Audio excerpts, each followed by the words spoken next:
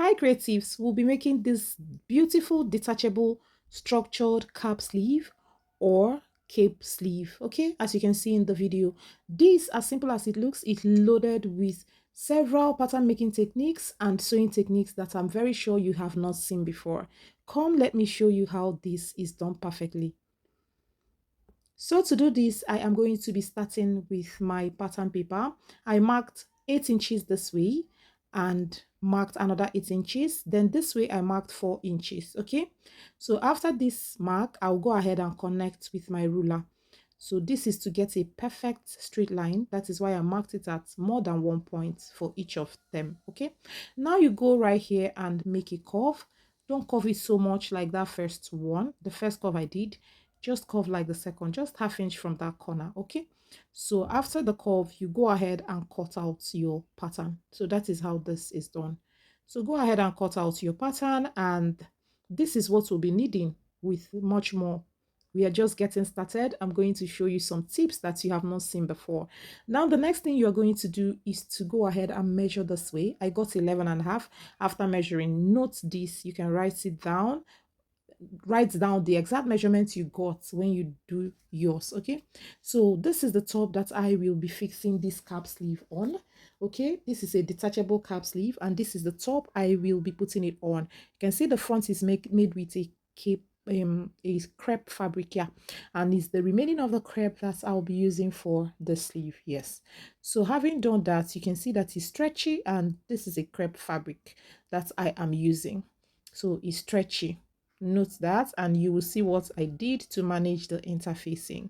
So having done that, I'll go ahead and pin my pattern on the fabric like this, and I'll go ahead and cut out. Now the seam allowance I used round this pattern is half inch. Yes, I used half inch round the pattern, and I'll go ahead and cut out three more pieces of this. Yes, making 4 pieces of this very pattern that I just cut out right now.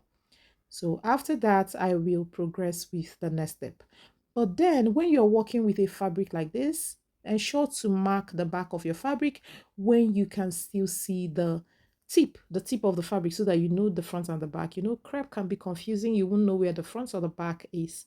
So this is a tip I'm giving you right now. Mark it with a chalk when you have not pieced it. Make sure to do it early so that you will not be confused of where the front or the back of the fabric is. Okay, and it will cut down the time you spend in applying your interfacing and much more, trust me. So right now you can see how I'm folding this fabric on triangle, or what we call bias grain. Okay, that is how I'm folding it now, and I want to get the measurements of round the first pattern I made. The first pattern I made, the curved one, I measured round it 11.5. So 11.5 times 2 will give us 23. So what I want to get lengthwise here is 24.5. So this way is 8 and lengthwise is 24. So I just took a mark here, and from that mark I measured 24.5. Okay, I know I needed 23, but the 1.5 is for seam allowance. So I marked 24.5, and then this other way I marked 8 inches all through. Okay, that is what gave me the measurements I took here. As we progress, you will understand why I took this measurement and everything. Okay, this tutorial is loaded and you will definitely love it. So you will understand as we progress in this tutorial. This tutorial is loaded and you don't want to miss any part of it. So here I am dividing it into two. Okay, so this is what I have. I cut it on bias grain. Note that, because I will be working it around the curve of the other pattern that I made. I did not cut it, straight, because the crepe is stretchy and all that. No, I followed the rule. I cut on bias grain. Now this is the interfacing, and I am also cutting this interfacing on bias grain. Yes, you can see how I folded it, and I'll go ahead and place my pattern on it and also cut the interfacing on bias grain. You cannot be cutting the interfacing on straight grain, because this is going to affect all of your pattern and all of the whole sleeve that you are making. You'll be wondering where the problem is from. So make sure you cut your interfacing on bias grain as well. So I'm still going to tell you another secret as we progress in this tutorial. So this face of the interfacing is of course gummy. You can it has gum on it or glue on it. So when you place it like this, an iron on it is going to stick on the crepe fabric. So now see how I placed this part of the sleeve. I also placed it on bias grain. You're going to be cutting this one on bias grain. Why? Because if you cut it on a straight grain as the material is, you're not going to get what you want because the material is stretchy. So it's only the bias of this interfacing that will give you a stretch, and that is why I cut the interfacing for this one on bias green. And the interfacing I am using is cloth gum. So what I used here is cloth gum. Okay, I will tell you what I did as we progress. Okay, I didn't use only cloth gum, I used another interfacing as well, but I will explain. So right here I used peplum. Yes, I used peplum stay for one of it. You can see these two that I have here. These four pieces I used peplum stay. After applying the cloth gum, I applied peplum stay on top of two. Okay, for this other stress strip, after applying cloth gum, I applied peplum stay on one of it. But one of it, I left it with only cloth gum. I hope that makes sense. But if you don't still understand what I said, then ask me in the comment section and I will be responding to your question. So right here, I am tearing it into two. So that means it's 4 inches now. You remember it was 8 inches on fold and I tore it into two. 8 inches on fold, like if you open is 16. So that 8 inches, I have, divided it again to give me 4. So now I've joined it and also top stitched. So you can see what we have, okay? Just iron out and trim out the excess just as you can see me do. And after that, this is what I have. Pay close attention to what I'm doing here. So you bring out this one right now. You can see it's stretchy because the interfacing is on bias grain. So stitch here and also top stitch like this. Yes, top stitch towards the part that has the peplum stay. That will serve as the lining. The part that have the peplum stay should be the lining, while the one that has only the cloth gum should be the fabric. I hope that makes sense. So after all of that, this is what I have. I'm going to stitch up here. Watch how I'm going to stitch. I stitched up 2.5 inches, but please, when you want to stitch yours, stitch 1 inch. 1 inch. Pay close attention. Stitch 1 inch because I had to hand tack 1.5 out of this 2.5 that I opened it by. I stitched up by. Okay, you will understand as we progress. I explained more of that. So please, when you're doing this, stitch up 1 inch or at most 1/1/4. Don't go further than 1/1/4. So after that, I had to turn it inside out and use my scissors carefully to bring this corners out. Please be careful.